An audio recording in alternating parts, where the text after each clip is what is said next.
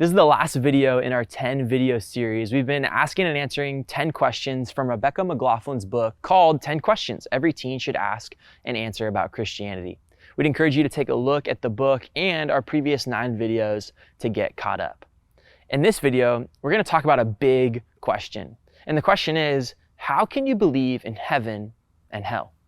Now, I haven't been a pastor very long, but this is one of the big questions people ask, especially students.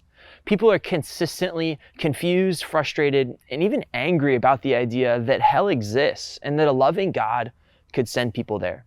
But before we engage those specific concerns, let's back up and ask the question, what are heaven and hell?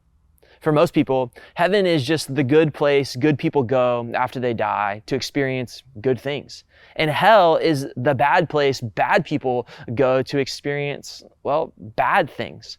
Most people assume that hell is reserved for the really bad people like Hitler or Stalin, and heaven is for pretty much everybody else who was mostly good on earth. When we open up scripture, we quickly see that the heaven and hell distinction actually has nothing to do with the quality of people in those places. It has to do with the presence of God. You see, in the Bible, heaven isn't the place where the people with enough good points go. It's the place where people who have a relationship with Jesus go. And hell, it isn't just reserved for the really, really bad people. It's the place where people who don't want a relationship with God go. I know it isn't easy, but the first step in understanding heaven and hell is to stop thinking of them in terms of good people versus bad people. You don't spend eternity in heaven or hell based on your badness or goodness. You spend eternity in heaven or hell based on your relationship with Jesus. The reality is, none of us could ever stock up enough good points or good behavior to earn our way into heaven, into God's eternal presence. God is perfect, and we're not. And no amount of good behavior, no amount of doing the right thing will ever make us perfect because we've already fallen short. The only way for you and I to spend forever in the presence of God, to spend forever in heaven, to be made perfect through faith in Jesus. You see, it was Jesus and his sacrifice on the cross that opened up the door for us to enter into a perfect relationship with God. But here's where hell comes in. God isn't going to force you to have a relationship with him.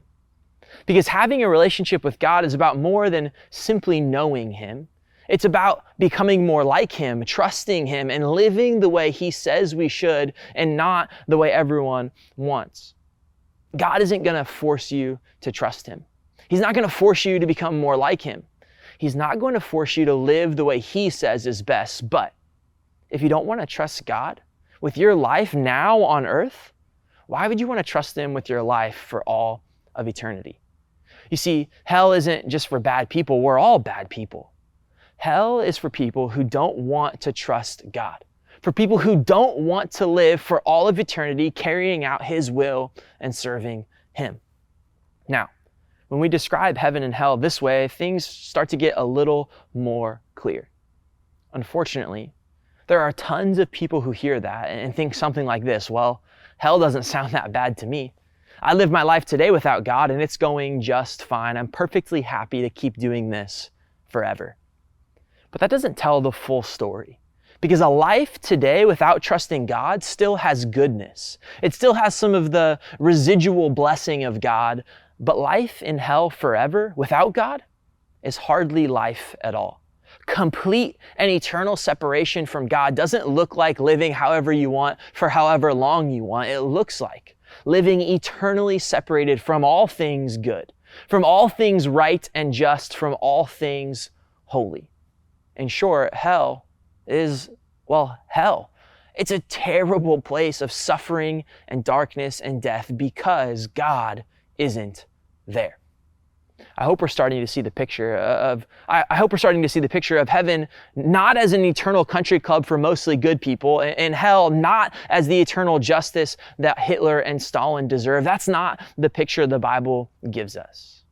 Now, I want to finish by answering one of the most important questions. How can a loving God send people to hell? If hell is death, destruction, pain, and suffering, how can a loving God send people there? The truth is, you get to decide. God isn't going to force you. He's opened the door to have a relationship with Him by believing in His Son, Jesus. But walking through that door means leaving behind your old self. It means becoming a new creation and committing to live a new life.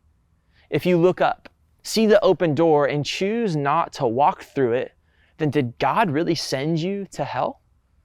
The unfortunate reality for millions of people is that hell is the best God could do for them.